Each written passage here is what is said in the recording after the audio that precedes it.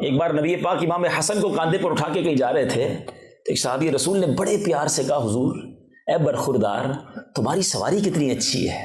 بڑا پیار سے نبی پاک کے کاندھوں پر تھے کہ برخوردار تمہاری سواری کتنی اچھی ہے. نبی پاک نے بڑی محبت سے فرمایا یہ بھی تو کہو سوار کتنا اچھا. Look at the love, look at interaction کیسا تھا، پیار کیسا تھا، محبت کیسی تھی. امام حسین کی سٹارٹنگ سنو. آپ مدینہ منورہ میں پیدا ہوئے. اور ایک اور بڑی یونیک بات شاید آپ کو پہلے نہ سنی ہو، امام حسن اور امام حسین وہ ہیں کہ ان کا جو دوسری زبان میں لفظ جو نام بنتا ہے وہ شبیر اور شبر بنتا ہے، مگر یہ جو نام تھے نا حسن اور حسین، آج ایک بڑا یونیک معاملہ چل رہا ہے. چلے لگے ہاتھ تو اس پر بھی کچھ بات کر لیں کہ لوگوں میں کمپٹیشن چلا ہوا ہے کہ یار بچے کا نام جب بھی رکھیں نا تو ایسا رکھیں جو پورے خاندان میں کسی کا نہ ہو. اب یہ یونیکنیس کے چکر میں ایسی بڑی بڑی غلطیاں ہو رہی ہیں. اور جناب کبھی غیر مسلموں والے نام رکھ لیتے ہیں، کبھی ایسا نام رکھتے ہیں جس کا کوئی معنی ہی نہیں بنتا، اور کبھی ایسا نام رکھتے ہیں جس کا معنی بڑا ہی خراب بنتا ہے. لیکن بس الگ سے ہونا چاہیے. بھائی کیوں الگ ہونا چاہیے؟ انبیاء کے نام پر، صحابہ کے نام پر، اہل بیت کے نام پر ہمارے بچوں کے نام ہو تاکہ ان کی برکتیں ہمیں نصیب ہونا.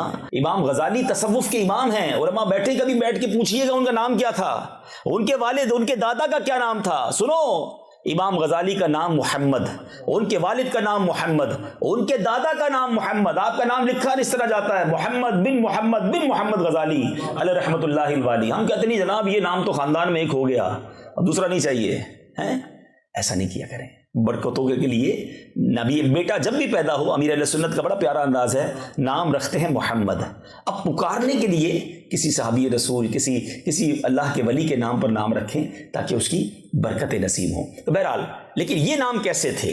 اللہ اکبر. حسن اور حسین روایتوں میں ملتا ہے یہ نام جنت سے جبریل امین لے کر آئے تھے، اور ان شہزادوں کے نام رکھنے سے پہلے یہ نام دنیا میں کسی اور کے نہیں تھے، گویا یہ مخفی رکھے گئے تھے. جب ان کے نام رکھے گئے تو اس کے بعد یہ نام پھر اب ان کی چاہت میں دنیا بھر کے لوگ رکھتے ہیں، اور رکھنا بھی چاہیے. بہرحال امام حسین رضی اللہ تعالیٰ عنہ کی آپ سٹارٹنگ دیکھیں. ہمارے گھر میں بھی بچہ پیدا ہوتا ہے، ہم کیا کرتے ہیں، چاہتے ہیں کہ کوئی بزرگ کان میں اذان دے دے اور ان کے زبان سے لگ کر کوئی خوراک، کوئی گٹی جو ہے وہ بچے کو کھلائی جائے. اچھی بات ہے، کرنا چاہیے. مگر امام حسین کی قسمت پر ہماری جانیں قربان کہ آپ کے کانوں میں سب سے پہلی آواز اگر کسی کی گئی ہے تو وہ رسول پاک کی آواز گئی ہے. اللہ کے حبیب نے سنایا کیا اپنے نواسے کو؟ اللہ اکبر. ذرا سوچو، حبیب خدا کی آواز ہے اور حبیب خدا اللہ کا نام سنا رہے ہیں. اللہ اکبر، اللہ اکبر. نبی پاک نے اذان دی ہے امام حسین کے کانوں میں، اور پھر جو سب سے پہلی خوراک امام حسین کے منہ میں گئی ہے گٹی، نبی پاک کو کھجور چبا کر بھی دے دیتے. اللہ اکبر. براہ راست ڈائریکٹ نبی پاک نے اپنی مبارک زبان امام حسین کے منہ میں دے دی ہے. پہلی خوراک لعاب مصطفیٰ ہے صلی اللہ تعالیٰ علیہ وسلم، جو خاری کنویں میں جائے تو میٹھا کر دے، جو زخموں پر لگے تو زخم اچھا کر دے. لعاب دہن پر بات کریں تو گھنٹوں درکار ہیں. پہلی زندگی کی خوراک امام حسین کے شکم اقدس میں جا رہی ہے تو وہ نبی پاک کا لعاب دہن ہے. ارے جس برخوردار کی، جس بچے کی ابتدا یہ ہے، اس کی پرورش کا عالم یہ ہے کہ کبھی وہ نبی پاک کے کاندھوں پر سواری کریں. سنو سنو، ایک بار میرے آقا کی ایک گود میں حضرت ابراہیم نبی پاک کے اپنے صاحبزادے موجود ہیں، دوسری گود میں امام حسین ہیں. جبریل امین حاضر ہوئے، عرض کی حضور دونوں میں سے ایک کو پسند کر لیجئے، ایک کو دنیا سے جانا ہے. حضور نے کیا فیصلہ کیا؟ سنو، چوائس دی گئی نبی پاک کو. آقا کے قلب اقدس پر خیال گزرا کہ اگر ابراہیم دنیا سے جاتے ہیں تو مجھے رنج ہوگا، لیکن اگر حسین چلے گئے تو مجھے بھی رنج ہوگا، فاطمہ بھی تکلیف میں آئیں گی، مولا علی کو بھی تکلیف ہوگی. نبی پاک نے حضرت ابراہیم کی قربانی پسند کر لی. کچھ دنوں کے بعد نبی پاک کے اپنے صاحبزادے دنیا سے چلے گئے. اللہ کے نبی صلی اللہ تعالیٰ علیہ وسلم اب امام حسین کو دیکھتے تو فرماتے یہ میرا وہ بیٹا ہے جس پر میں نے اپنا بیٹا قربان کیا ہے. کمال دیکھیں، یہ وہ تھے. اب آپ کو اس واقعے کی شدت کا اندازہ ہونا چاہیے کہ کس کے ساتھ ہوا تھا. ایک اور بڑی عجیب بات، امام حسین کی شہادت کی خبر جبریل امین نے نبی پاک کو دے دی تھی کہ حضور انہیں جوانی میں کربلا کے میدان میں شہید کیا جائے گا. مولا علی کو معلوم تھا، بی بی فاطمہ کو معلوم تھا، مگر کسی نے اللہ کی بارگاہ میں یہ دعا نہ کی کہ یا اللہ یہ امتحان ٹال دے، یہ مشکل ٹال دے، یہ پریشانی حسین پر نہ آئے، یا اللہ یہ میری آنکھوں کا تارا ہے، اس کو نہ دیکھیں تو ہم بے قرار ہو جاتے ہیں۔ کسی نے دعا نہیں کی۔ Each and everybody is ready for that particular exam. اس امتحان کے لیے سارا گھرانہ تیار تھا۔ کیا میسج ملتا ہے؟ علماء برسوں سے ہمیں کربلا کا واقعہ سنا رہے ہیں۔ آج میں بھی آپ کو چاہوں تو پورا واقعہ کربلا سناؤں، جس کے لیے 2-3 گھنٹے کم از کم ملنے چاہیے، مگر ہم سب نے یہ واقعہ شاید کئی بار سنا ہے۔ میں آج آپ کے پاس جو آیا ہوں، کربلا کے اس واقعے سے میں نے اور آپ نے پیغام کیا لیا ہے، سیکھا کیا، تبدیلی کیا آئی۔ پہلا سبق لیجئے، امتحان کا معلوم تھا مگر تیاری تھی امتحان میں پیش ہونے کی۔ پیچھے نہ ہٹے، شکوے نہ کیے، شکایات نہ کی، کمپلین نہ کی، بلکہ کربلا کے میدان میں آنکھوں کے سامنے لاشیں گرتے رہے۔ کسی ایک اہل بیت کے فرد نے اللہ کی بارگاہ میں یہ نہ کہا کہ مولا ہم تو نمازیں بھی پڑھتے ہیں، ہم تو روزے بھی رکھتے ہیں، ہم تو آل رسول ہیں، اے اللہ نبی پاک تو ہمیں یہ کہا کرتے اور ہمارے ساتھ یہ ہو رہا ہے۔ انہوں نے نہ کہا۔ اور آج ہم پر تھوڑی سی مشکل آ جائے، تھوڑی سی پریشانی، تھوڑا سا کاروبار ڈاؤن، تھوڑا سا جاب میں پرابلم، تھوڑا ڈاکیومنٹس کا مسئلہ، تھوڑا فیملی ایشو ہے، تھوڑی طبیعت خراب، کیا کرتے ہیں؟ صبر یا شکوہ، کمپلین۔ کبھی کبھی تو ہم کسی سے بات کریں نا، بھائی آپ کی طبیعت کیسی ہے، بعد میں احساس ہوتا ہے نہیں پوچھتے تو اچھا تھا یار۔ اتنی لمبی لائن ہوتی ہے شکووں کی، ارے جناب کیا بتائیں، طبیعت بھی خراب ہے، کاروبار بھی ڈاؤن ہے، گھر میں بھی بڑے مسائل ہیں، پریشان ہی پریشان ہوں۔ بندہ کہ یار اللہ نے اس کو کوئی نعمت نہیں دی، کوئی زبان پر شکر نہیں ہے، کوئی شکوہ نہیں ہے۔ پہلا میسج تو کربلا کا یہ لے کے جاؤ نا کہ زباں پر شکوے رنج و الم لایا نہیں کرتے، زباں پر شکوے رنج و الم لایا نہیں کرتے، نبی کے نام لیوا غم سے گھبرایا نہیں کرتے۔ مشکل آئے گی، مجھے بتاؤ نا دنیا میں کون ہے جو آج کھڑا ہو کے کہہ دے مجھے کوئی پرابلم نہیں ہے؟ ہر بندے کے ساتھ کچھ نہ کچھ ایشوز ہیں اور یہ زندگی کا حصہ ہے، اور اس پر صبر کیجئے، اللہ کی رضا پر راضی رہیے، اپنے آپ کو رکھیے، کیونکہ اللہ کریم نے ہمیں نعمتیں زیادہ دی ہیں، کبھی کبھی مشکل آتی ہے، بس اس مشکل کے وقت کو نکال دو، انشاءاللہ تکلیف کے بعد ہمیشہ راحت ہے۔ شکوہ کرنے والوں کے لیے ایک بڑا زبردست میسج ہے۔ ایک بزرگ کے پاس ایک شخص گیا، کہتا یار حضور مجھے تو اللہ نے کچھ دیا ہی نہیں ہے۔ آج کل لوگ کہتے ہیں نا اس کو گاڑی بھی مل گئی، بنگلہ بھی مل گیا، پاسپورٹ بھی بن گیا، اس کا کاروبار بھی چمک گیا، میں تو پیچھے ہی رہ گیا۔ سنو، بزرگ کے پاس ایک شخص گیا، کہا حضور مجھے تو کچھ ملا ہی نہیں ہے۔ آپ نے کہا اچھا کچھ نہیں دیا اللہ نے؟ کہا نہیں کچھ نہیں دیا۔ کہا اچھا ایسا کرو ایک ہاتھ دے دو، 10 لاکھ روپے لے لو۔ کہتا ہاتھ دے دوں گا تو پھر تو بغیر ہاتھ کے ہو جاؤں گا، زندگی کیسے گزاروں گا؟ کہا اچھا ٹھیک ہے ایسا کرو ایک آنکھ دے دو، 10 لاکھ لے لو۔ کہتا حضور اندھا ہو کے کیسے رہوں گا؟ اچھا ایک کان دے دو، 10 لاکھ لے لو۔ کہتا بہرا ہو جاؤں گا حضرت، چہرہ ہی بگڑ جائے گا۔ اچھا ایک پیر دے دو، 10 لاکھ لے لو۔ وہ گنواتے گئے، وہ منع کرتا گیا، آخر بزرگ کہتے ہیں کمال کے شخصوں کو لاکھوں کروڑوں کی پراپرٹی لے کے کہتے ہو اللہ نے کچھ نہیں دیا ہے۔ سوچئے نا، ہاتھ پیر آنکھیں زبان سب سلامت، پھر کہتے کچھ نہیں ہے۔ پوچھو نا اندھے سے، کیسے وہ بلائنڈ زندگی گزارتا ہے جس کے ہاتھ نہیں، پیر نہیں، زبان نہیں؟ اللہ نے مجھے اور آپ کو کروڑ سے اچھا بنایا، تھوڑی سی تکلیف پر کمپلین۔ قبلہ شیخ طریقت امیر علیہ سنت ایک بڑا پیارا شعر لکھتے ہیں، آپ فرماتے ہیں پیارے مبلغ معمولی سی مشکل پہ تو گھبراتا ہے، پیارے مبلغ معمولی سی مشکل پہ تو گھبراتا ہے، دیکھ حسین نے دین کی خاطر سارا گھر قربان کیا۔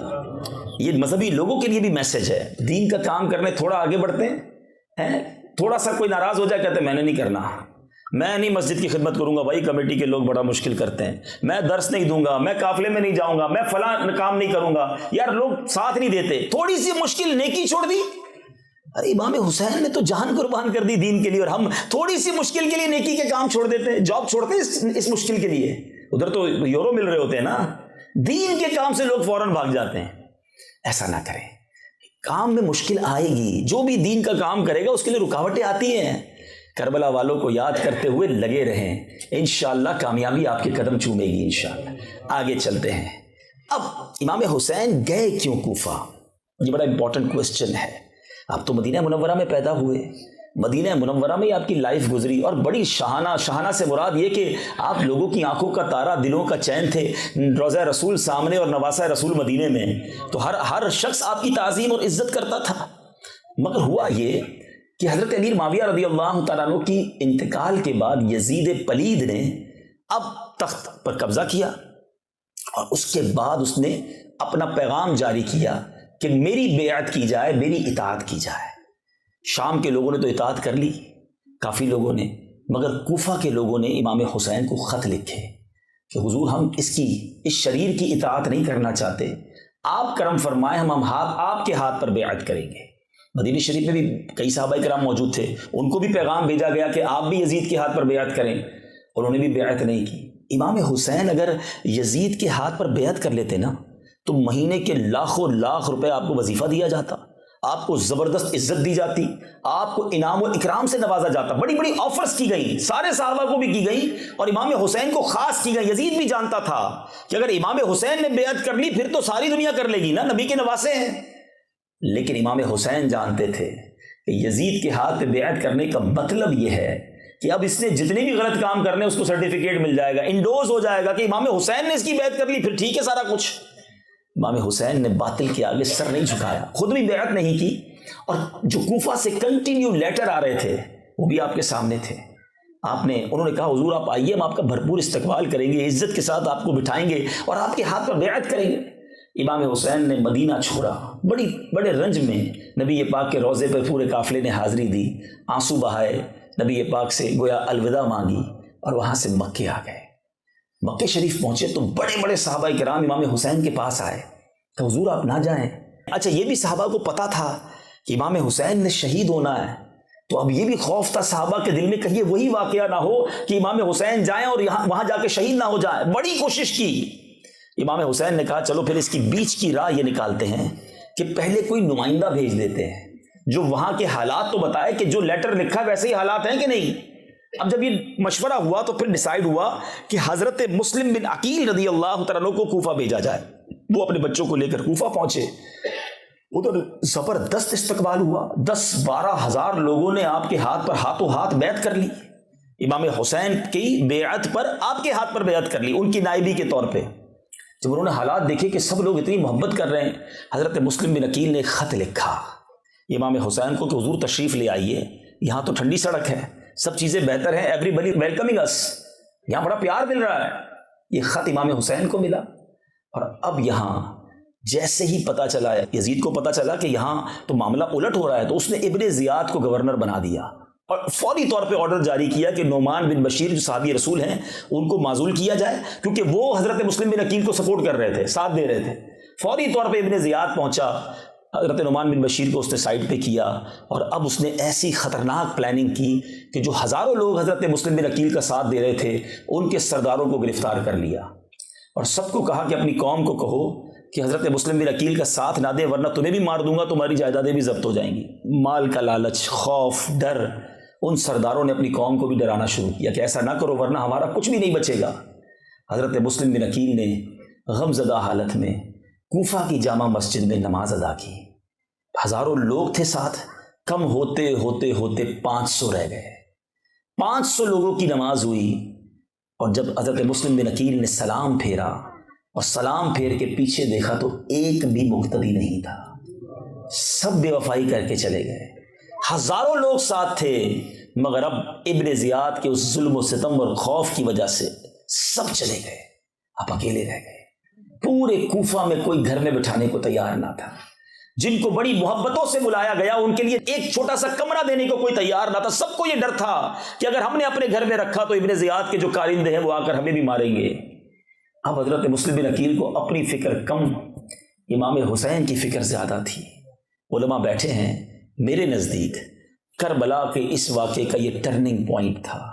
وہ جو خط لکھ چکے تھے ان کو فکر یہ تھی کہ خط میں نے لکھا ہے کہ حضور آ جائیں، اور یہاں تو معاملہ ہی الٹ ہو گیا ہے۔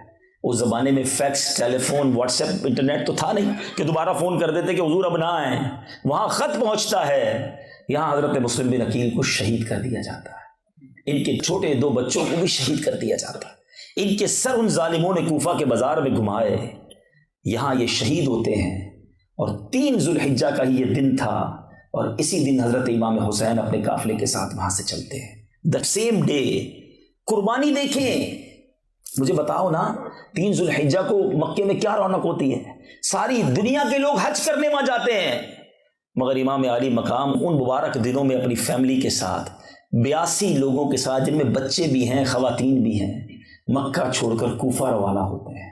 صحابہ نے بہت عرض کیا، مگر آپ نے کہا کہ جن لوگوں نے مجھے خط لکھے ہیں قیامت کے دن اگر اللہ کی بارگاہ میں وہ کھڑے ہو گئے کہ یا اللہ ہم تو امام کو بلانا چاہتے تھے کہ وہ آئیں، ہم ان کے ہاتھ پر بیعت کریں، امام حسین ہی نہیں آئے ہمارے پاس، آپ حجت تمام کرنا چاہتے تھے، مدینہ شریف چھوڑ کر روانہ ہو گئے، مکہ شریف چھوڑ کر بھی روانہ ہو گئے۔ سوچئے کمفرٹ زون تھا نا، کمفرٹ زندگی کا ایک دور تھا، اس سے آپ ڈیفیکلٹ زون کی طرف گئے، مشکل حالات کی طرف گئے، کیونکہ دین کی خدمت کرنی تھی، نانا کے دین کے پرچم کو بلند کرنا تھا۔ آج ہم کہتے نہیں یار موسم ٹھیک نہیں ہے، نماز کے لیے کہاں جائیں گے؟ اپنے کمفرٹ زون سے کوئی ہم مشکل طرف آتے ہی نہیں ہے جو ہماری طبیعت پر، ہماری نفس پر گراں گزرے، اور ہم کہتے ہیں میں پنجتن کا غلام ہوں، میں اہل بیت کا چاہنے والا ہوں۔ بتائیے نا کون سی چیز قربان کی ہے میں نے اور آپ نے؟ وقت ہم نہیں دیتے، مال ہم خرچ نہیں کرتے، ایفرٹ ہم نہیں کرتے، اور وہ پورے خاندان کو لے کر کوفہ کے لیے مکہ مدینہ چھوڑ کر چلے گئے۔ اب جب آپ تقریباً 3 محرم الحرام کو کربلا کے قریب پہنچتے ہیں تو وہاں انٹرسیپٹ کیا جاتا ہے آپ کو۔ حر اس زمانے میں تو یزید کے ساتھ تھا، حر نے آ کر آپ کو انٹرسیپٹ کیا، 1000 کا لشکر تھا۔ امام حسین نے کہا مجھے تو لیٹر لکھ کر بلایا گیا ہے، مجھے کیوں روکا جا رہا ہے؟ تو کہا نہیں، ہمیں تو یہ آرڈر ہے کہ آپ کو گرفتار کر کے ابن زیاد کے پاس لے جایا جائے۔ امام حسین نے کہا کہ میرے پاس تو خط ہے، میں تمہیں خط دکھا رہا ہوں، دیکھو مجھے لوگوں نے بلایا ہے۔ وہ کہتا حضور میں اور کچھ نہیں جانتا، آرڈر یہی ہے کہ آپ کو گرفتار کر کے لے جانا ہے۔ حر کے دل میں اہل بیت کی محبت تو تھی، مگر ادھر والوں کا خوف بھی تھا۔ لیکن جب دیکھا گیا کہ حر جو ہے نماز ہوتی تھی تو امام حسین کی امامت میں نماز پڑھتے تھے، لیکن بعد میں گھیرا بھی ڈال لیتے تھے۔ اب جب یہ معلومات ہوئی تو ابن سعد کو بھیجا گیا، بہرحال 22,000 کا لشکر آ گیا۔ دنیا نے ایسی کوئی جنگ نہ دیکھی ہوگی کہ 82 لوگ ہیں جو لڑنے کے لیے نہیں آئے ہیں، خواتین بھی ہیں، بچے بھی ہیں، ہتھیار بھی نہیں ہیں، اور ان کے سامنے 22,000 کا لشکر۔ وہ سارے جانتے تھے، کیا جانتے تھے کہ ان کی رگوں میں شیر خدا کا خون ہے، ان سے لڑنا آسان نہ ہوگا، انہیں گرفتار کرنا آسان نہ ہوگا۔ پیر کانپتے تھے، ہاتھ کانپتے تھے ان سے لڑنے کے لیے۔ بہرحال طویل واقعہ ہے کہ کیا کیا ظلم ہوا۔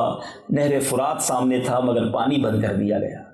حضرت علی اصغر 6 ماہ کے ہیں، جب ان کے لیے پانی مانگنے کے لیے آگے جایا گیا تو ان کے گردن پر بھی تیر چلا دیا گیا۔ ایک ایک کر کے نبی پاک کے گلشن کے پھول شہید ہوتے گئے، اور آخر کار 10 محرم الحرام کو امام حسین ہیں، اور آپ نے کربلا کے اس میدان میں ایک تاریخی خطبہ دیا ہے۔ میٹھے اسلامی بھائی، آج بھی اس خطبے کو سنیں تو عقل حیران ہو جاتی ہے کہ اس خطبے کو سننے کے بعد بھی کوئی ظالم ایسا ہو سکتا ہے کہ جو اس خطبے کو سننے کے بعد بھی نہ لرز جائے اور اپنے ارادوں سے پیچھے ہٹ جائے۔ اللہ اکبر۔ امام حسین رضی اللہ تعالی عنہ نے جو خطبہ دیا اس کے چند الفاظ ذرا سنیے گا تاکہ آپ کو احساس ہو کہ امام نے ہر طرح سے حجت پوری کی، لوگوں کو سمجھانے کی وہاں بھی کوشش کی کہ نہ کرو ایسا ظلم۔ آپ الفاظ سنیں، آپ فرماتے ہیں خون ناحق حرام اور غضب الہی کا موجب ہے، میں تم کو آگاہ کرتا ہوں کہ اس گناہ میں مبتلا نہ ہو۔ میں نے کسی کو قتل نہیں کیا ہے، کسی کا گھر نہیں جلایا، کسی پر حملہ آور نہیں ہوا۔ اگر تم میرا شہر میں آنا نہیں چاہتے تو مجھے واپس جانے دو، میں تم سے کسی چیز کا طلبگار نہیں ہوں، تمہارے در پہ آزار نہیں، تم کیوں میری جان لینے کے در پہ ہو؟ تم کس طرح میرے خون کے الزام سے بری ہو سکتے ہو؟ روز محشر تمہارے پاس میرے خون کا کیا جواب ہوگا؟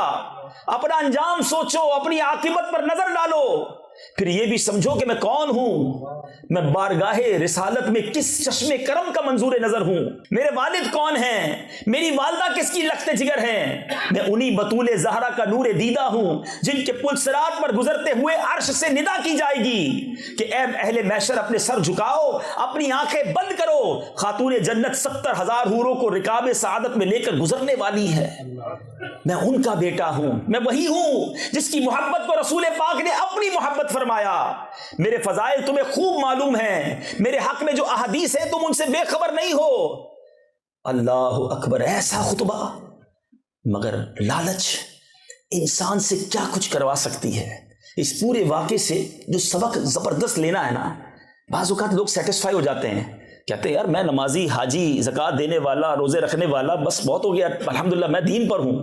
یقیناً آپ اگر دین پر ہیں تو اچھی بات ہے، لیکن ایک بات سیکھنے والی ہے کہ اپنے آپ کو مطمئن نہ سمجھیں، اپنے آپ پر مطمئن نہ ہو جائیں. جب انسان پر اقتدار، مال اور ہوس کا نشہ آتا ہے، آپ بھی پاکستان سے خبریں آتی ہوں گی، سنتے ہوں گے، دنیا کے اور ملکوں سے بھی آتی ہیں، 4 سال، 5 سال، 6 سال کی بچوں کے ساتھ جو